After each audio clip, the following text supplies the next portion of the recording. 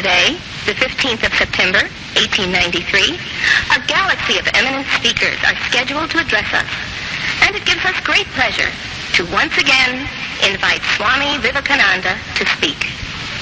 His subject for today, Why We Disagree. Aguri, you have heard the eloquent speaker who has just finished say, let us cease from abusing each other, and he was very sorry that there should be always so much variance. But I think I should tell you a story which would illustrate the cause of this variance. A frog lived in a well. It had lived there for a long time. It was born there and brought up there, and yet was a little small frog. Of course, the evolutionists were not there then to tell us whether the frog lost its eyes or not. But for our story's sake, we must take it for granted that it had its eyes, and that it every day cleansed the water of all the worms and bacilli that lived in it with an energy that would do credit to our modern bacteriologists. In this way, it went on and became a little sleek and fat. Well, one day, another frog that lived in the sea came and fell into the well. Where are you from? I am from the sea. The sea? How big is that? Is it as big as my well? And he took a leap from one side of the well to the other. My friend, said the frog of the sea, how do you compare the sea with your little well? Then the frog took another leap and asked, is your sea so big? What nonsense you speak, to compare the sea with your well. Well then, said the frog of the well, nothing can be bigger than my well. There can be nothing bigger than this. This fellow is a liar, so turn him out. That has been the difficulty all the while. I am a Hindu. I am sitting in my own little well and thinking that the whole world is my little well. The Christian sits in his little well and thinks the whole world is his well. The Mohammedan sits in his little well and thinks that is the whole world. I have to thank you of America for the great attempt you are making to break down the barriers of this little world of ours, and hope that in the future the Lord will help you to accomplish your purpose.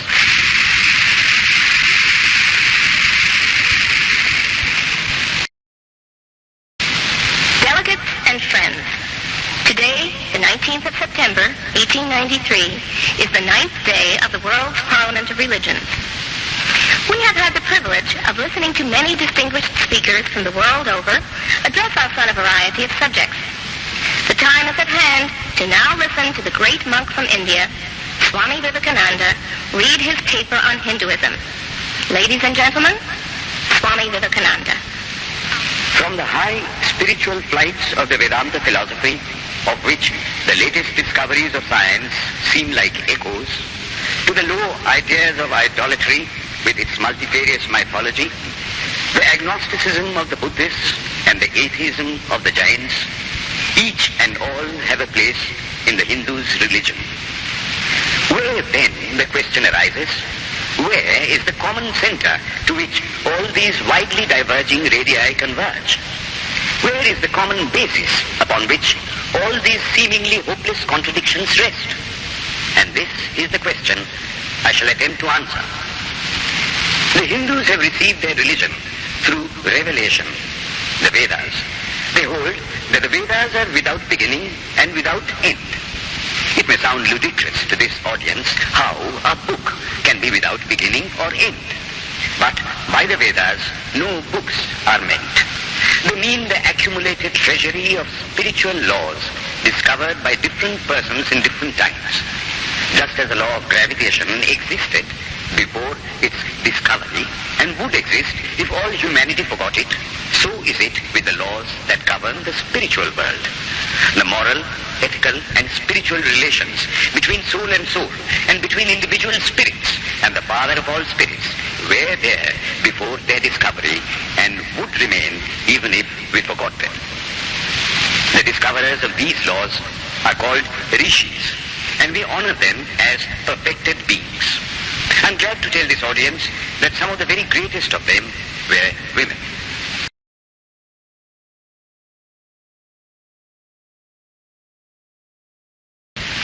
We cannot deny that bodies acquire certain tendencies from heredity. But those tendencies only mean the physical configuration through which a peculiar mind alone can act in a peculiar way. There are other tendencies peculiar to a soul caused by his past actions. And a soul with a certain tendency would, by the laws of affinity, take birth in a body which is the fittest instrument for the display of that tendency. This is in accord with science, for science wants to explain everything by habit, and habit is got through repetitions. So, repetitions are necessary to explain the natural habits of a newborn soul, and since they were not obtained in this present life, they must have come down from past lives. There is another suggestion. Taking all these for granted, how is it that I do not remember anything of my past life? This can be easily explained. I am now speaking in English. It is not my mother tongue. In fact, no words of my mother are now present in my consciousness. But let me try to bring them up. And they rush. That shows that consciousness is only the surface of the mental ocean, and within its depths are stored up all our experiences. Try and struggle. They would come up, and you would be conscious even of your past life. This is direct and demonstrative evidence. Verification is the perfect proof of a theory, and here is the challenge thrown to the world by the rishis. We have discovered the secret by which the very depths of the ocean of memory can be stirred up. Try it, and you would get a complete reminiscence of your past life.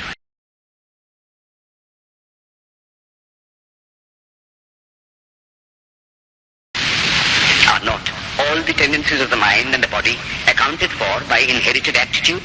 Here are two parallel lines of existence, one of the mind, the other of matter. If matter and its transformations answer for all that we have, there is no necessity for supposing the existence of a soul. But it cannot be proved that thought has been evolved out of matter. And if a philosophical monism is inevitable, spiritual monism is certainly logical and no less desirable than a materialistic monism. But neither of these is necessary here. So then, the Hindu believes that he is a spirit. Him the sword cannot pierce, him the fire cannot burn, him the water cannot melt, him the air cannot dry. The Hindu believes that every soul is a circle, whose circumference is nowhere, but whose center is located in the body, and that death means the change of the center from body to body. Nor is the soul bound by the conditions of matter. In its very essence, it is free, unbounded, holy, pure, and perfect. But somehow or other, it finds itself tied down to matter, and thinks of itself as matter. Well then, the human soul is eternal and immortal, perfect and infinite, and death means only a change of center from one body to another. The present is determined by our past actions, and the future by the present. The soul will go on evolving up or reverting back from birth to birth and death to death.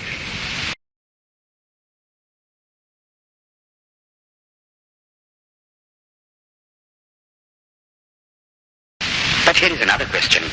Is man a tiny boat in a tempest, raised one moment on the foamy crest of a billow and dashed down into a yawning chasm the next, rolling to and fro at the mercy of good and bad actions, a powerless, helpless wreck in an ever-raging, ever-rushing, uncompromising current of cause and effect, a little moth placed under the wheel of causation, which rolls on, crushing everything in its way, and waits not for the widow's tears or the orphan's cry? The heart sinks at the idea. Yet, this is the law of nature. Is there no hope? Is there no escape? Was the cry that went up from the bottom of the heart of despair.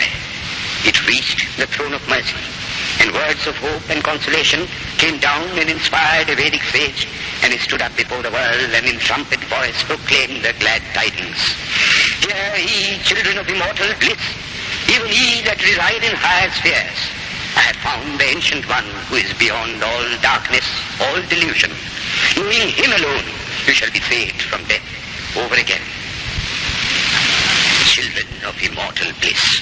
What a sweet, what a hopeful name. Allow me to call you, brethren, by that sweet name, heirs of immortal bliss. Yea, the Hindu refuses to call you sinners. We are the children of God, the sharers of immortal bliss, holy and perfect beings.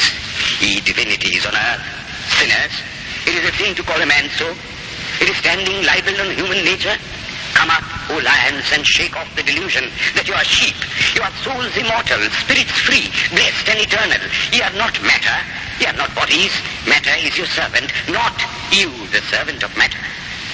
Thus it is that the Vedas proclaim not a dreadful combination of unforgiving laws, not an endless prison of cause and effect, but that at the head of all these laws, in and through every particle of matter and force stands one, by whose command the wind blows, the fire burns, the clouds rain, and death stalks upon the earth.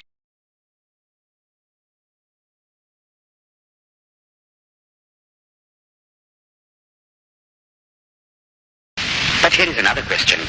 Is man a tiny boat in a tempest, raised one moment on the foamy crest of a billow and dashed down into a yawning chasm the next, rolling to and fro at the mercy of good and bad actions, a powerless, helpless wreck in an ever-raging, ever-rushing, uncompromising current of cause and effect, a little moth placed under the wheel of causation, which rolls on, crushing everything in its way, and waits not for the widow's tears or the orphan's cry?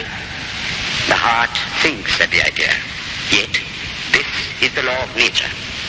Is there no hope? Is there no escape? Was the cry that went up from the bottom of the heart of despair. It reached the throne of mercy, and words of hope and consolation came down and inspired a Vedic sage, and he stood up before the world and in trumpet voice proclaimed the glad tidings. Hear ye, children of immortal bliss, even ye that reside in higher spheres. I have found the Ancient One who is beyond all darkness, all delusion. Knowing him alone, you shall be saved from death over again. Children of immortal bliss. What a sweet, what a hopeful name. Allow me to call you, brethren, by that sweet name, heirs of immortal bliss. Yea, the Hindu refuses to call you sinners. We are the children of God, the sharers of immortal bliss, holy and perfect beings.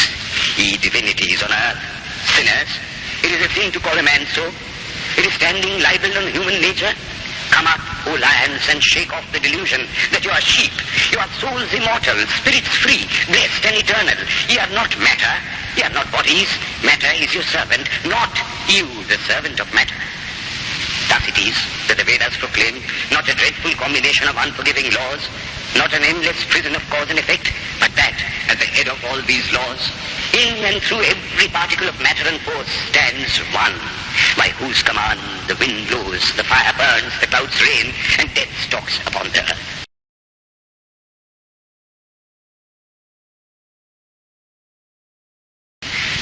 And what is his nature?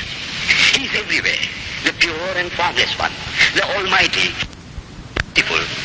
Thou art our Father, thou art our Mother, thou art our beloved friend, thou art the source of all strength. Give us strength.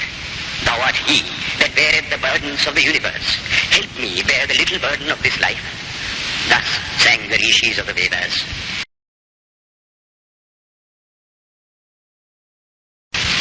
One of the disciples of Krishna, the then Emperor of India, was driven from his kingdom by his enemies and had to take shelter with his queen in a forest in the Himalayas.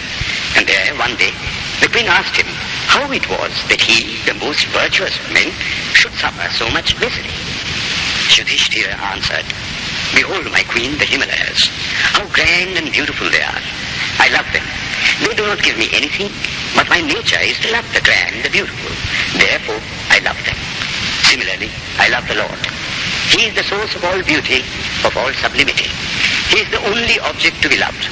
My nature is to love him, and therefore I love. I do not pray for anything.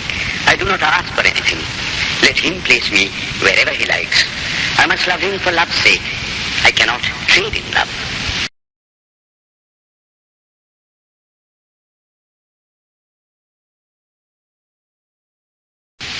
Science is nothing but the finding of unity. As soon as science would reach perfect unity, it would stop from further progress, because it would reach the goal. Thus, chemistry could not progress farther when it would discover one element out of which all others could be made. Physics would stop when it would be able to fulfill its services in discovering one energy of which all the others are but manifestations. And the science of religion become perfect when it would discover him who is the one life in a universe of death, him who is the constant basis of an ever-changing world, one who is the only soul of which all souls are but delusive manifestations. Thus is it, through multiplicity and duality, that the ultimate unity is reached. Religion can go no farther. This is the goal of all science. All science is bound to come to this conclusion in the long run. Manifestation and not creation is the word of science today. And the Hindu is only glad that what he has been cherishing in his bosom for ages is going to be taught in more forcible language and with further light from the latest conclusions of science.